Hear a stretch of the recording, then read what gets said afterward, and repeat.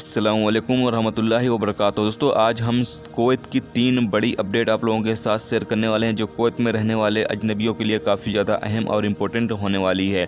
तो अगर आप कुवैत में रहते हैं, कुवैत के हालात वाक़या से बाखबर रहना चाहते हैं तो इस वीडियो को आप शुरू से लेकर आखिर तक जरूर देखें। दोस्तों, वीडियो पसंद आए लाइक और शेयर जरूर करें। चलिए दोस्तों बढ़ते हैं अपडेट की तरफ।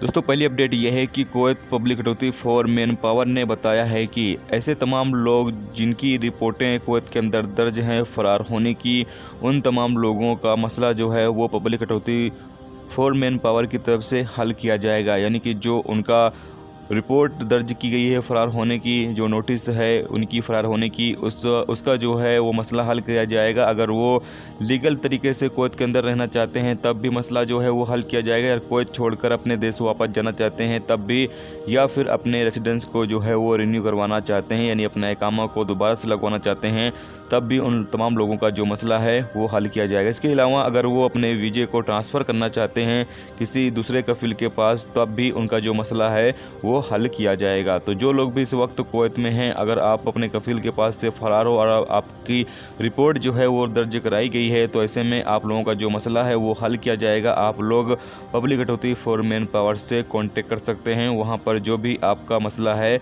वो इंशाल्लाह हल किया जाएगा। और आप अगर कुवैत छोड़कर जाना चाहते हैं जा भी सकते हैं, या फिर आप कुवैत में लीगल तरीके से रहना चाहते हैं तो अपने इकामे को कंटिन्यू कर सकते हैं, या फिर आप किसी दूसरे कफिल के पास अपना वीज़ा भी ट्रांसफ़र कर सकते हैं।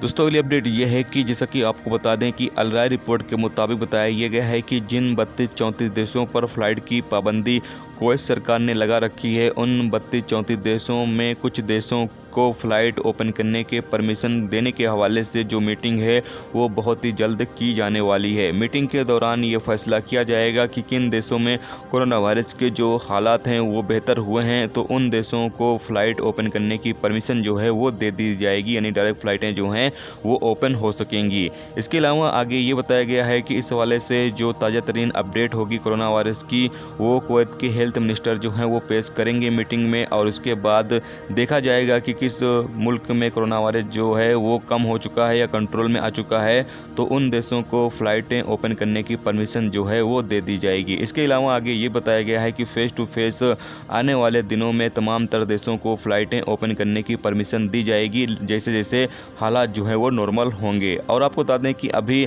कोरोना वायरस की वैक्सीन भी हासिल करना देशों ने शुरू कर दिया है, तो ऐसे में आने वाले दिनों में जो हालात हैं वो नॉर्मल हो जाएंगी, जिसके बाद फ़्लाइटें जो हैं वो इंशाल्लाह शुरू होना स्टार्ट हो जाएंगी। और जो फ़्लाइटों के ऊपर बैन लगा हुआ है वो भी देश जो है वो हटाना शुरू कर देंगे, क्योंकि कोरोना वायरस की वैक्सीन आने के बाद उतना ज़्यादा ख़तरा नहीं रहेगा जितना अभी फ़िलहाल में ख़तरा है, उतना ज़्यादा ख़तरा नहीं रहेगा और रिस्क जो है वो कम हो जाएगा, जिसके बाद जो देश हैं वो अपनी नॉर्मल फ़्लाइटें जो हैं वो ओपन कर सकेंगे। तो इंशाल्लाह बहुत ही जल्द इस हवाले से जो फैसला है वो आने वाला है। जैसे ही अपडेट आती है वो आप लोगों के साथ शेयर ज़रूर करेंगे। दोस्तों, अगली अपडेट ये है कि अल राय रिपोर्ट के मुताबिक एक अरब शख्स को उसकी पत्नी के साथ मारपीट करने के इल्ज़ाम में गिरफ्तार किया गया है। ये तब हुआ जब वो शख्स फैमिली विवाद को लेकर घर के अंदर अपनी पत्नी के साथ मारपीट करने लगा और उसको काफ़ी ज़्यादा मारने पीटने लगा, जिस पर पड़ोसी ने पुलिस को फ़ोन किया और पति के खिलाफ़ शिकायतें दर्ज कराई। जिसके बाद पुलिस मौके पर पहुंची और देखा कि वाकई में पति ने पत्नी को बहुत मारा, उसके शरीर पर कुछ चोट के निशान भी आए हैं। जिसके बाद पति को जो है वो गिरफ्तार कर लिया गया है, उसके खिलाफ़ कानूनी कार्रवाई शुरू कर दी गई है।